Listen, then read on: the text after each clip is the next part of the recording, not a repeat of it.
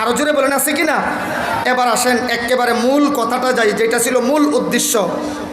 বিদেশ থেকে ছেলে বিয়ে করতে চায়, আসেনি এমন বিয়া? শেষ কথাটা কি ভালো করে শুনবেন? আমি আগেই ভূমিকায় বলেছি, যদি বিদেশ থেকে বিয়ে করতে চাই, বিয়ে করার জায়েজ পদ্ধতি আছে। বলেন জায়েজ পদ্ধতি? তবে আমরা সমাজে সাধারণত যেইভাবে বিয়ে পড়াই, মোবাইলে লাউড স্পিকার দেই, অথবা ভিডিও কল দেয়, অথবা ভিডিও কনফারেন্স, মানে একজনে কল দিছে 50 জনের কাছে যাবে, এভাবে সবাই দেখবে, এইভাবে দেখা যায়। এরপরেও যদি মোবাইলে বিয়ে পড়াই ভিডিও দিয়া, মাসআলা হলো, ফতোয়ার কিতাবের মাসআলা হলো বিয়ে হবে না। এই জাতের বিবাহটা যে ইমাম সাহেব পড়াইয়া দিল, জায়েজ পদ্ধতিতে পড়াইলো না, না জানি না 500 টাকা 1000 টাকা পাওয়ার জন্য যে হারাম পদ্ধতিতে বিয়ে পড়াইলা, তুমি জিনার আসামি। বলেন বলেন কিসের আসামি?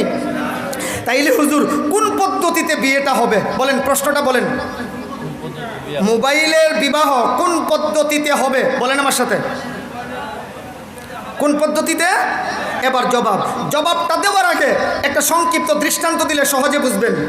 আপনাদের এই জেঠাগ্রামের সুপ্রসিদ্ধ হাফিজিয়া মাদ্রাসা, এই মাদ্রাসার মাহফিলের সময় কথার কথা বুঝাবার জন্য বলছি।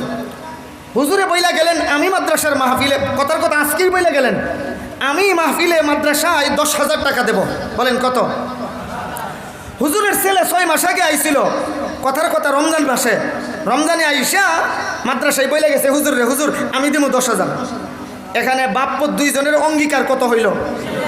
10 বলেন, ছেলের 10 বাবার 10, ছেলের 10 বাবার 10। খেয়াল করেন, ছেলে বিদেশ থেকে 10,000 টাকা হুজুরের অ্যাকাউন্টে পাঠালেন, পাঠাইয়া বলে দিলেন আব্বা শুনছি আমিও 10,000 স্বীকার করছি, আপনিও 10,000 স্বীকার করছেন, আচ্ছা আব্বা আপনারটাও আমি দিব, আমারটাও আমিই দিব।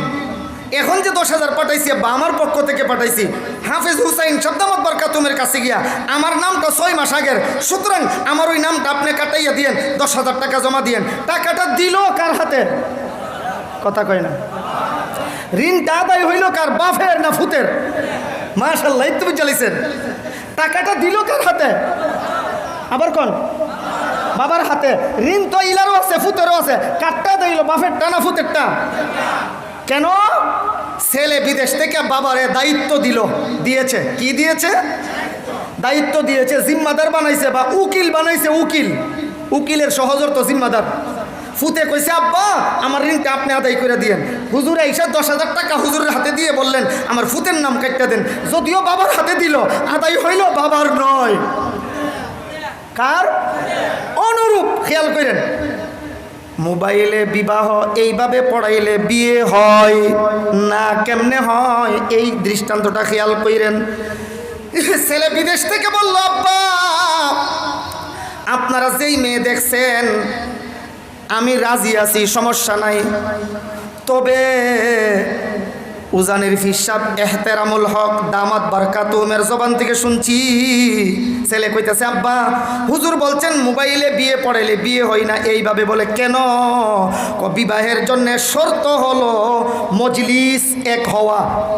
বৈঠক, কথা বলে না, বৈঠক বা মজলিস এক হওয়া। বলে এই মাসালা বলি আমার কথা শেষ। মজলিস, আবার বলেন মজলিস। তাহলে ছেলে বিদেশ, মেয়ে বাংলাদেশও, মজলিস এক হইল কি না? সবাই বলেন। এই জন্যে বিবাহ হবে না।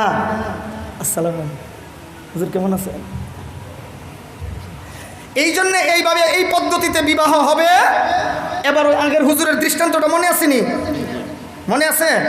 ছেলে বিদেশ থেকে বলবে আব্বা এই মেয়ের প্রতি বিয়ে করতে আমি রাজি আছি, তবে আমি তো দূরে, এই জন্য আমার কবুল বলার অধিকার নাই, বললেও লাভ হবে না, আমি আমার কবুল বলার জিম্মাদারি আপনাকে দিলাম।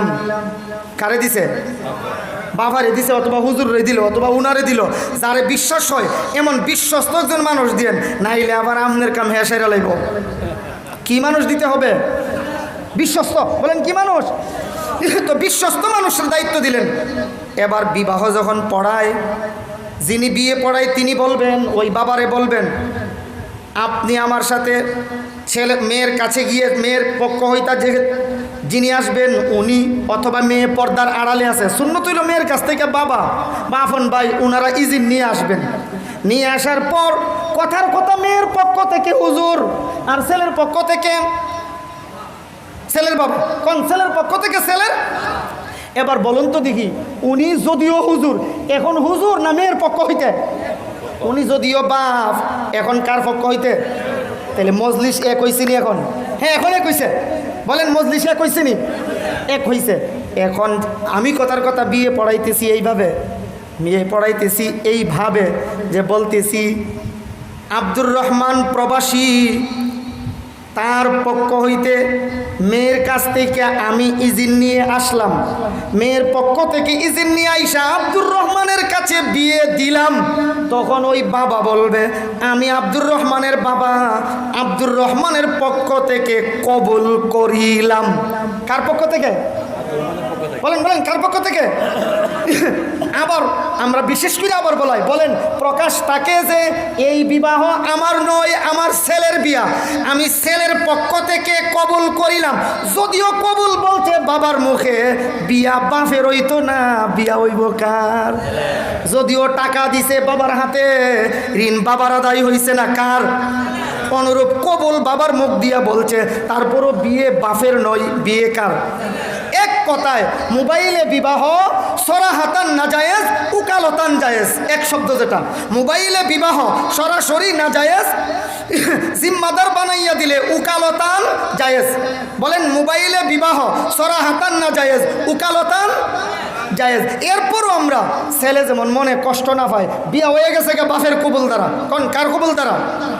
তারপরও আমরা ছেলের মন খুশি করার জন্য হেনে আবার মনে করে আমার বিয়ে আমার ভাইয়ে করে লাইছে, আমার বিয়ে আমার বাপে করে লাইছে, এই জন্য আবার মোবাইলে ভিডিও কনফারেন্সে হেরে কয় তুমি কও আমি অমুকরে বিয়ে করলাম, কবুল বলো।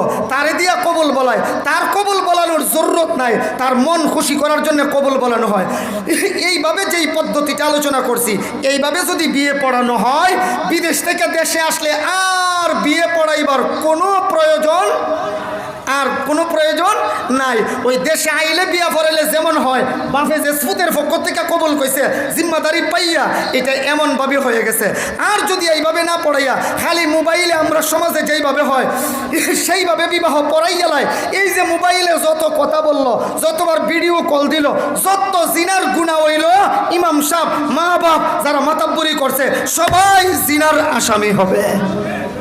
আমরা সমাজে ওইনি এই জাতের বিবাহ মাঝে মধ্যে। এই জন্য অনুরোধ করব, মোবাইলে বিবাহ পড়ানোর পদ্ধতিটা খুব কঠিন না, ছেলে বিদেশ থেকে শুধু জিম্মাদারি দিয়ে দিবে। আল্লাহ যেন আমাদেরকে এই বিবাহ পড়ানোর পদ্ধতি আলোচ্য বিষয়ের ভিতরে যত আলোচনা হয়েছে মাসআলা মাসাইলের, আল্লাহ আমল করার তৌফিক দান করেন। সকলেই বলে আমিন।